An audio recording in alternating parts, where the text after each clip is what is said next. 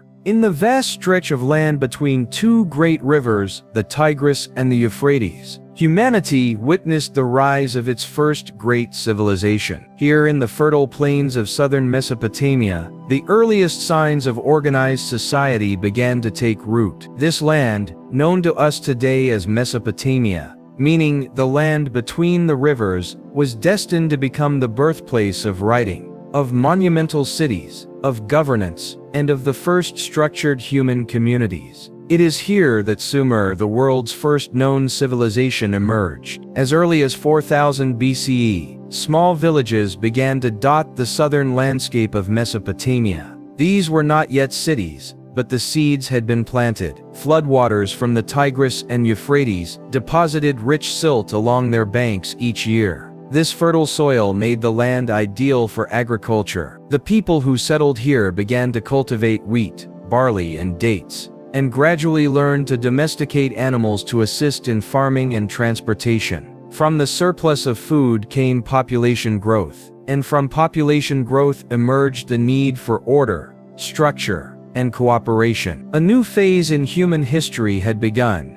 In time, the scattered farming communities coalesced into more complex settlements. These would evolve into city-states, independent urban centers with their own governments, religious systems, and trade economy. Among the first of these were Eridu, Uruk, and Ur. Each city was dedicated to a patron deity, whose temple formed the spiritual and administrative heart of the settlement. These temples, called ziggurats, stood as both religious monuments and centers of governance. From them, priests and rulers coordinated agricultural planning, resource distribution, and the recording of transactions. To support this growing complexity, a system of writing was needed. Around 3200 BCE, the Sumerians developed cuneiform, the earliest known writing system. Using a reed stylus, they pressed wedge-shaped symbols into clay tablets. At first, these symbols recorded simple economic transactions, the number of sheep, the quantity of grain, but in time the system grew to include literature, laws, myths, and histories. With writing came permanent ideas, agreements, and traditions could now survive beyond the memory of individuals. In this innovation, the foundation of history itself was born. By 3000 BCE, the city of Uruk had become one of the largest urban centers in the world, home to tens of thousands. Its sprawling streets, granaries, and temples reflected a new reality. Humans were no longer bound to the rhythms of nomadic life. They had become urban. The people of Sumer divided themselves into distinct classes. At the top were kings and priests. Beneath them were merchants, artisans, and scribes. Farmers and laborers supported the economy through their work in the fields, and at the bottom were slaves, often prisoners of war, who performed the hardest of tasks. Each city-state operated as a political and economic entity. Rulers called Lugal, meaning great man, commanded armies, led religious rituals, and enacted laws. They were seen as chosen by the gods to maintain cosmic order on earth. Religion permeated every aspect of Sumerian life. The gods were many, and each governed a different element of the natural world or human activity. And god of the heavens. Enlil, god of wind and air. Inanna, goddess of love and war. Temples were not merely places of worship. They were institutions of economic power, owning land, controlling labor, and storing goods. The priests who managed them were as influential as the kings who ruled the cities. This interweaving of religion, politics, and economy marked the beginning of centralized governance in human society. A world once shaped by the movements of herds and the cycles of seasons was now shaped by law, leadership, and organized belief. But the rise of Sumer would not have been possible without innovation. The wheel, first used in pottery, was adapted for transport. The plow, pulled by oxen, increased agricultural productivity, and irrigation, the control of water through dikes and canals, allowed fields to flourish even in dry months. Trade networks extended in all directions. Sumerian merchants journeyed across the rivers and deserts, exchanging grain, textiles, and ceramics for timber, metals, and precious stones. These connections wove Mesopotamia into a broader world, linking it to distant cultures in Anatolia, the Indus Valley and beyond. Yet with growth came conflict. The independence of each city-state made Sumer a place of rivalry and competition. Armies were raised, fortified walls were built, power shifted as cities fought for dominance. Despite their shared language, religion and culture, the Sumerian city-states were frequently at war with one another. Control over fertile land, water sources, and trade routes drove many of these conflicts. Some cities rose, others fell. And yet, through it all, the Sumerian civilization endured. Their legacy was not built on peace, but on resilience. By the close of the 3rd millennium BCE, Sumer stood as the world's first true civilization. In its cities, humanity had learned to farm, to write, to govern, to trade, and to dream beyond the constraints of nature. The rise of Uruk, and the dawn of urban power. From the fertile soil of southern Mesopotamia, humanity took its first steps toward complex urban life. At the center of this transformation stood one city, a beacon of early civilization, whose walls, temples, and streets shaped the path of history. This was Uruk. Among the earliest and most significant of all Sumerian cities, Uruk emerged. In time, it became the largest city in the world, with an estimated population of over 40,000, a staggering number for the ancient world. It was here that the blueprint of urban power was drawn, where the elements of civilization first crystallized into lasting form. Located near the banks of the Euphrates River, Uruk rose from humble origins. What began as a cluster of farming villages evolved into a bustling metropolis through the slow but steady layering of culture, economy, and religion. By 3200 BCE, Uruk had transformed. Massive city walls, built from thousands of bricks, encircled the settlement. These walls, stretching more than 9 kilometers, were a testament to both its wealth and its need for defense in an increasingly competitive land. Inside these walls, the city pulsed with life. Markets, workshops, and homes sprawled outward from the city's spiritual core. The Inanna and Anu temple precincts. The Inanna district, dedicated to the goddess Inanna, deity of love, war and fertility, stood as Uruk's most important religious center. Here, temples rose atop ziggurats, their platforms reaching toward the heavens. Built and rebuilt across generations, these temples were architectural marvels of mud brick, timber and stone. The Anu district, devoted to the sky god An, was equally monumental. It housed the White Temple, a sacred structure that overlooked the city from atop its platform. These temples were not merely places of worship, they were centers of administration, taxation and planning. From these sacred compounds, Uruk's leaders coordinated irrigation schedules, stored surplus grain, settled disputes, and administered city affairs. It was also in Uruk that writing first emerged in full form. Though early pictographs had appeared elsewhere, it was in this city that the system of cuneiform matured. The clay tablet became the canvas of civilization. By pressing wedge-shaped signs into wet clay using a stylus, scribes recorded everything from grain rations to temple hymns, contracts to myths. Writing allowed the people of Uruk to transcend time, preserving information across generations. The first known authors in history, names like Enkiduina, would arise from this cultural tradition. Cuneiform, born in Uruk, would remain in use across Mesopotamia for more than 3,000 years. Uruk's streets were filled with sound and movement. Merchants traded textiles and pottery, artisans worked bronze and gold, and farmers brought in grain from nearby fields. The city was a hub of exchange, both material and intellectual. Trade routes stretched from the mountains of Anatolia to the coasts of the Persian Gulf. Through these connections, Uruk acquired timber, copper, lapis lazuli, and other materials that the region itself lacked. Its economic reach extended hundreds of kilometers in every direction. With wealth came the need for governance. Uruk became a model for the city-state, a political system in which each urban center operated as an independent entity with its own ruler, military and patron deity. The ruler of Uruk,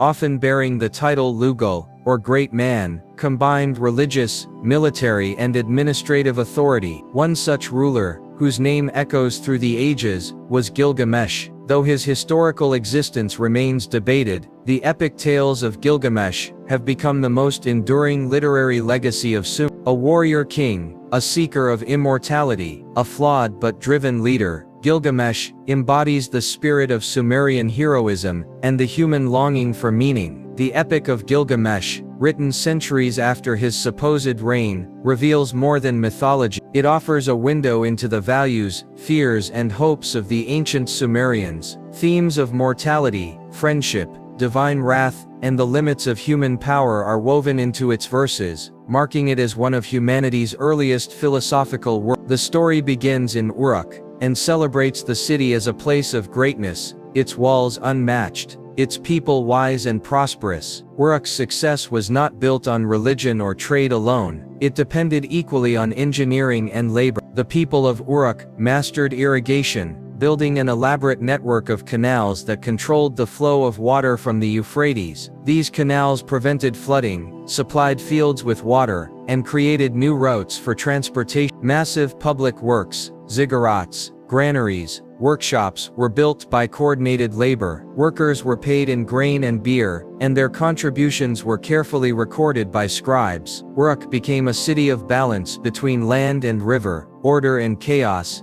heaven and earth. As night fell over Uruk, the temples glowed softly with lamplight, priests whispered prayers to Inanna, astronomers charted the stars, and clay tablets captured the hum of a civilization in motion. Uruk was no longer just a city, it had become an idea, a symbol of what humanity could achieve when organized by law, inspired by faith, and driven by innovation.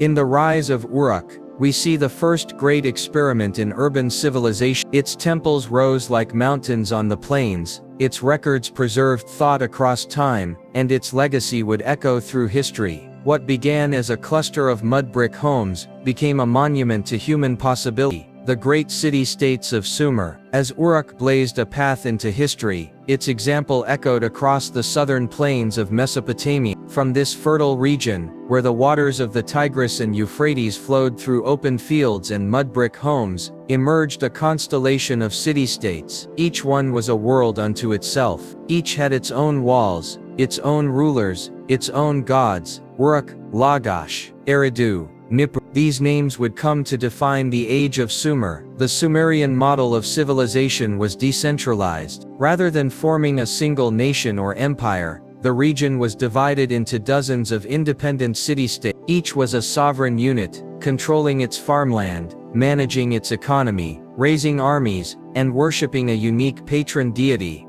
At the center of each city stood its temple, the physical and spiritual heart of the community. Among these city-states, Uruk stood as a jewel on the Euphrates. Founded as early as 3800 BCE, Uruk would grow to become one of the most important centers of power in the ancient world. Its prosperity came not only from agriculture, but from trade. Strategically located near the Persian Gulf, Uruk served as a gateway between Mesopotamia and distant lands. Merchant caravans brought in goods from as far as the Indus Valley and Oman. Lapis lazuli, ivory, spices, copper. The economy of Ur was well managed, and it operated a centralized system of labor and distribution under temple authority, and records were maintained on thousands of clay tablets. At the city's core stood the great ziggurat of Ur, built under the rule of King Ur. This massive tiered structure rose 64 feet above the city, a man-made mountain built in honor of the moon god Nana. The ziggurat was more than an architectural marvel, it was the axis mundi, the center of the world, the meeting place between earth and the priests climbed its stairways daily to perform sacred rituals, seeking guidance and favor from the heavens. Nearby lay Ur's royal tombs, vaulted chambers of astonishing wealth. In the 20th century CE, archaeologist Leonard Woolley uncovered artifacts that revealed the sophistication of Sumerian craftsmanship: golden helmets, lyres inlaid with lapis lazuli, chariots, jewelry, and the remains of retainers, who were buried with their kings. These were signs of both devotion and hierarchy, of a civilization defined by ritual, order, and splendor. Farther south, Closer to the shifting marshlands where the Euphrates met the sea, lay Eridu. Regarded in Sumerian tradition as the first city ever created,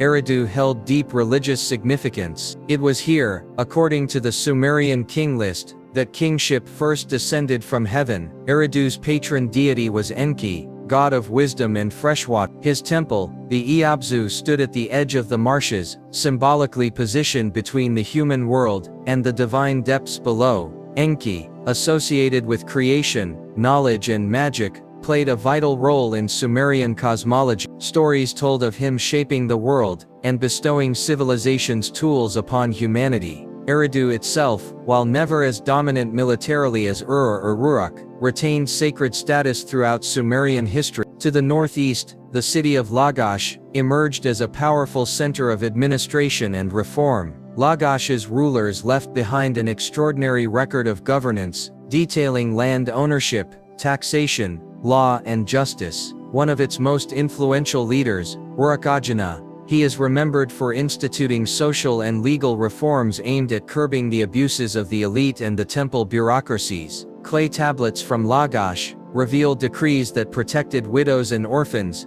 limited the power of officials, and condemned the excesses of corruption. Uruk and Ur's reforms, though limited in scope and ultimately short-lived, stand as one of the earliest known expressions of codified law and civil accountability. Lagash also became famous for its military campaigns, especially during the long-standing rivalry with its neighbor Umma over fertile borderlands. These city-states, though culturally united, were often politically divided. They shared language, religion, writing and architecture, but competition for land and water sparked frequent conflict. Boundaries were marked by canals and dikes, and disputes over irrigation rights could erupt into open warfare. The conflict between Lagash and Umma over the fertile region of Guadina was inscribed onto stele stone monuments, erected to commemorate victories. One such artifact, the Stele of the Vultures, depicts the army of Lagash marching in tight formation, trampling their enemies beneath their spears. Despite conflict, daily life in the Sumerian city-states continued with a rhythm shaped by agriculture, commerce,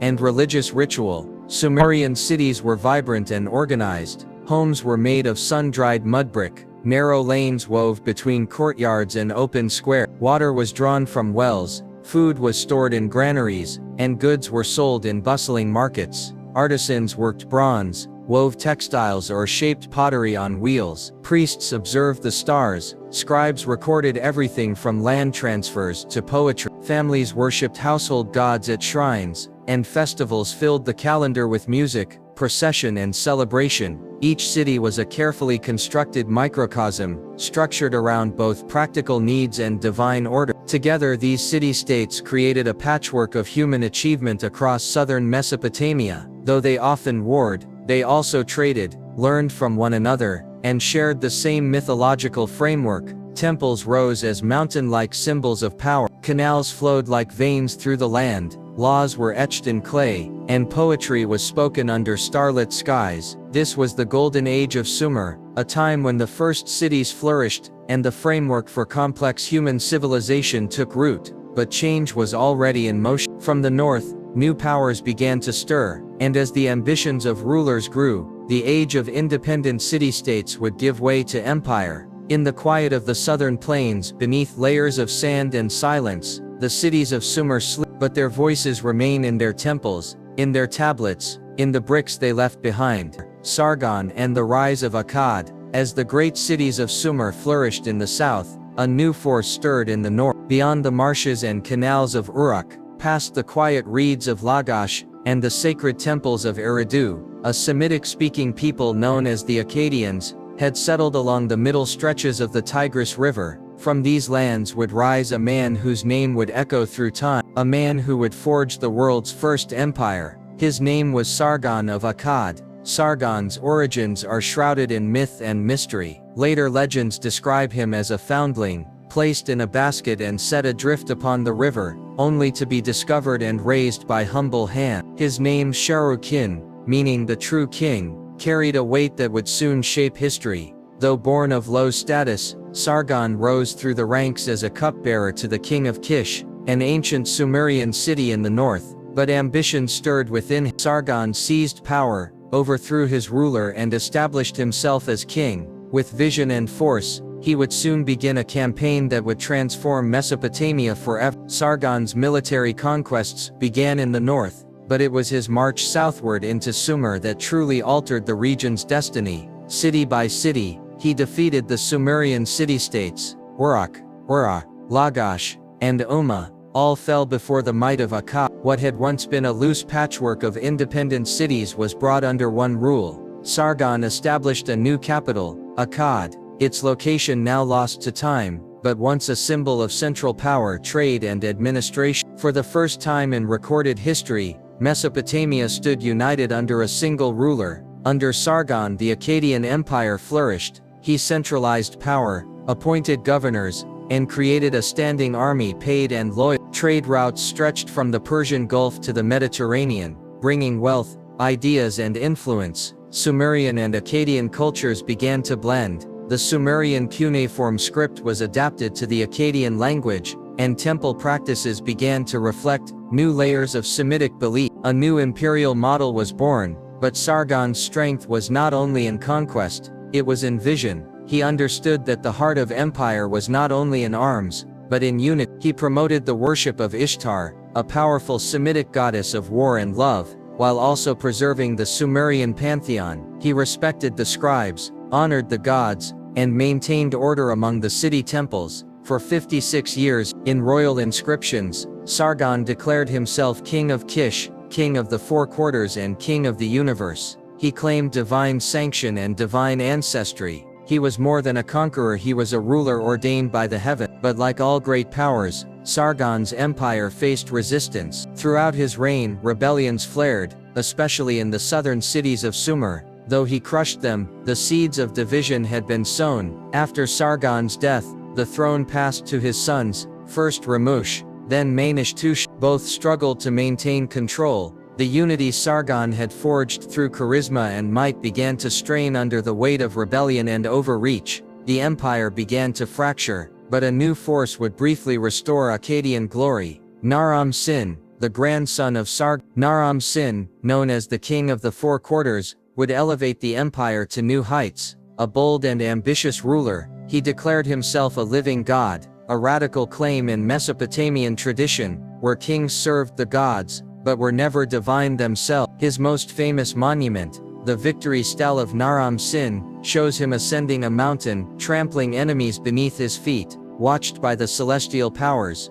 Under Naram Sin, the empire reached its peak. He launched campaigns into Elam, the Zagros Mountains, and even Anatolia. He rebuilt temples, expanded the bureaucracy, and reinforced Akkadian culture across the land. But like his grandfather before him, Naram Sin's conquests came at a cost: revolts in the south, pressure from mountain tribes, and in time, the mysterious collapse of the empire. By around 2190 BCE, the Akkadian Empire fell to a group of invaders known as the Gutians, tribal peoples from the eastern highlands. Their arrival marked a period of disruption. The central administration collapsed, temples fell into neglect, cities were abandoned. Akkad, the mighty capital, vanished from the records. The fall of Akkad was not the end, but it was the end of something new. The world's first empire had risen, united a civilization and then collapsed, but its influence endured. Sargon's model of imperial governance would be studied and emulated for centuries. His fusion of military power and religious authority would inspire future kings from Babylon to Assyria. Even in later Sumerian writings, Sargon remained a legendary figure, half hero, half myth. As the dust settled over Akkad, Sumer re-emerged, not with its former strength, but with renewed spirit. In the cities of Ur and Uruk, new rulers would rise. They would reclaim Sumerian traditions, restore the temples, and seek to rebuild what had been lost. This new age would be led by a man named Ur-Nammu, and with him, Sumer would experience one final golden age: the Neo-Sumerian Renaissance and the Third Dynasty of Uruk. In the centuries following the fall of Akkad, southern Mesopotamia entered a period of fragmentation and uncertainty. The unified rule of Sargon and Naram Sin had vanished. The Gutians, nomadic tribes from the Zagros Mountains, now wandered the land, destabilizing cities and disrupting trade. Temples crumbled, canals dried. Sumerian scribes would later describe this time as a dark age, when kingship was scattered and the gods turned their faces away. Yet from this moment of despair emerged a powerful revival, a cultural and political rebirth that would come to be known as the Neo-Sumerian Renaissance. It began with a ruler named Utu-Hengel, the king of Uruk, who led a successful campaign to expel the Gutians around 2110 BCE. This victory restored hope in the southern city-states. Order slowly returned, but it would be Utu-Hengel's successor, Ur-Nammu, ruler of the city of Ur, who would truly restore Sumerian greatness. Ur-Nammu founded what would become the third dynasty of Ur, often called the Ur-III dynasty. This marked the final and most organized revival of native Sumerian rule. Ur-Nammu was more than a conqueror, he was a lawgiver, a builder and an administrator. To stabilize his realm, he introduced the Code of Ur-Nammu, the earliest known legal code in human history. Predating Hammurabi's laws by nearly 3 centuries, it laid out principles of justice, rights and responsibilities across society. Its laws addressed property, contracts, violence, and personal rights, bringing predictability and structure to a land recovering from chaos. Unlike earlier codes which relied heavily on divine punishment, Ur-Nammu's laws reflected a growing sense of civic order and legal fairness. Ur-Nammu also left behind one of the most iconic monuments of the ancient world, the Great Ziggurat of Ur. Rising high above the plain, this stepped pyramid was devoted to Nana, the moon god and patron deity of Ur. Its base was made of mud brick, and faced with fired brick. The temple complex symbolized both religious devotion and political power. The ziggurat was not merely a place of worship, it was the spiritual and administrative heart of Ur, linking heaven and earth through ritual and rule. The city of Ur became the center of a highly centralized and bureaucratic state. Scribes documented everything: grain rations, tax records, temple offerings, labor assignments.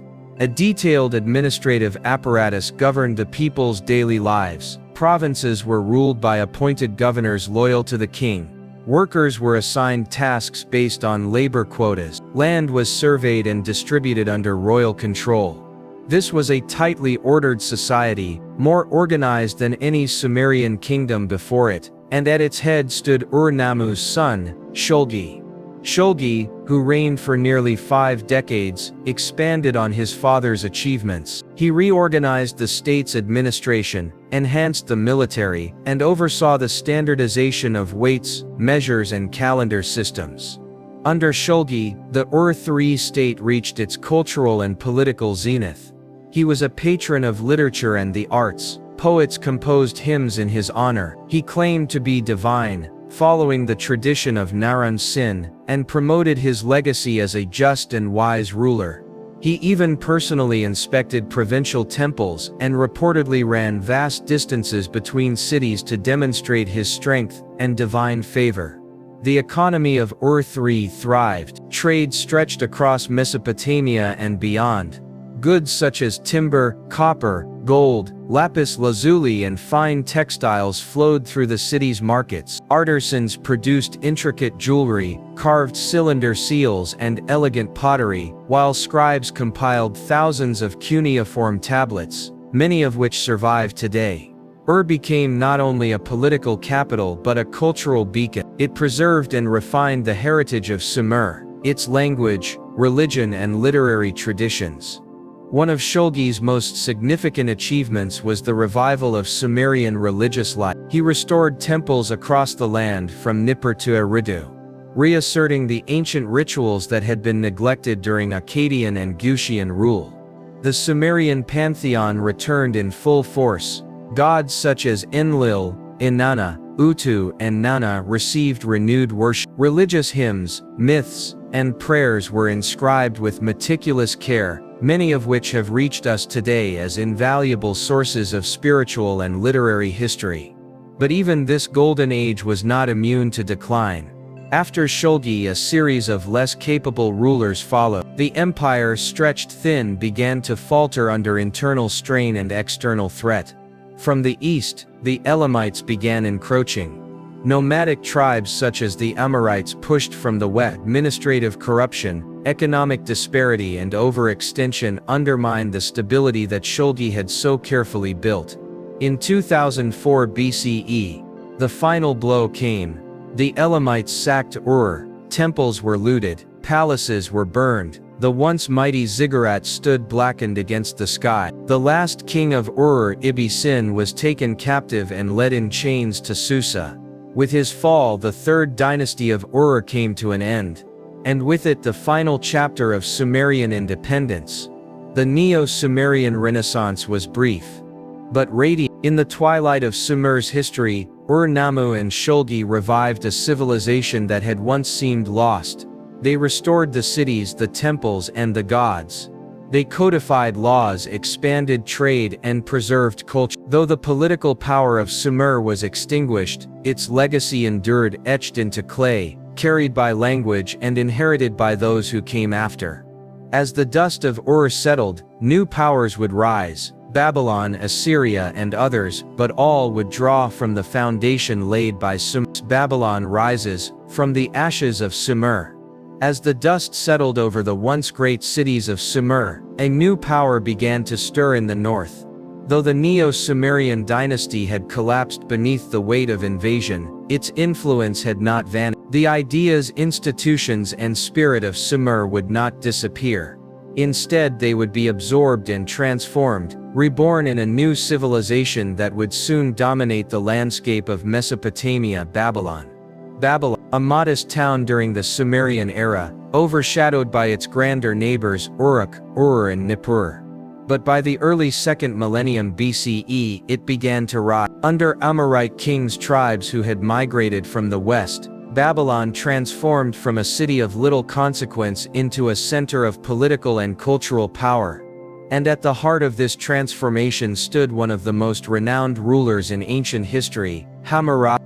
Hammurabi came to the throne through a mixture of military strategy, diplomacy, and administrative reform. He extended Babylon's influence across southern Mesopotamia. One by one, city-states fell or joined his alliance. Uruk, Isin, Larsa, all names familiar from Sumerian history, now under new leadership. In just a few decades, Hammurabi established control over a realm that spanned nearly the entire land once ruled by Sumer and Akkad. But conquest alone did not make Hammurabi a figure of legend.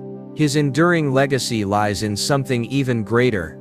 The Code of Hammurabi. Inscribed on a black basalt stele, the Code of Hammurabi was one of the most comprehensive legal documents of the ancient world. It contained nearly 300 laws covering trade, marriage, inheritance, labor, and justice. Its famous preamble declared Hammurabi as a king chosen by the gods to cause justice to prevail, to destroy the wicked and the evil, so that the strong might not oppress the weak. Though these laws were more severe and hierarchical than the earlier Code of Ur-Nammu, they drew directly from the Sumerian tradition of law and order. The ideas of measured punishment, legal precedent, and centralized justice had endured and now re-emerged with renewed vigor. Under Hammurabi and his successors, Babylon became a vibrant center of learning, commerce, and religion. It inherited the Sumerian script and refined it. The Sumerian language, while no longer spoken, continued to be used in sacred texts and scholarly tradition. Cuneiform tablets written in Akkadian, the Semitic language now dominant in the region, preserved Sumerian myths, hymns, and legal formulas. Scribes were trained in both languages, ensuring continuity of knowledge across generations. The literary masterpieces of Sumer, such as the Epic of Gilgamesh, were copied, edited, and adapted into Babylonian form. Thus the voice of Sumer still spoke, centuries after its fall. In the realm of religion, Babylon transformed the Sumerian pantheon. The gods of Sumer, and Enlil, Enki, Inanna, remained present but were gradually recontextualized. Marduk, a formerly minor deity, was elevated to the head of the pantheon. Myths were rewritten to portray him as the hero of creation, the supreme judge, and the divine patron of Babylon. This religious reform was both political and spiritual. It unified the empire and gave Babylon divine authority, just as Enlil had once legitimized kingship in Sumer. Yet within Marduk's myths, echoes of Sumerian theology endure. The cosmology, the divine council, the themes of order and chaos, they were drawn from a tradition thousands of years old. Just as Sumer had engineered its cities with precision and purpose, so too did Babylon. Its canals nourished the land, its temples structured daily life, its scribes and scholars continued the intellectual legacy of Mesopotamia. Astronomy and mathematics advanced further. Babylonian priests tracked celestial movements using techniques first developed in Sumer. Mathematicians employed the same base 60 system, dividing the hour into 60 minutes, and the circle into 360 degrees.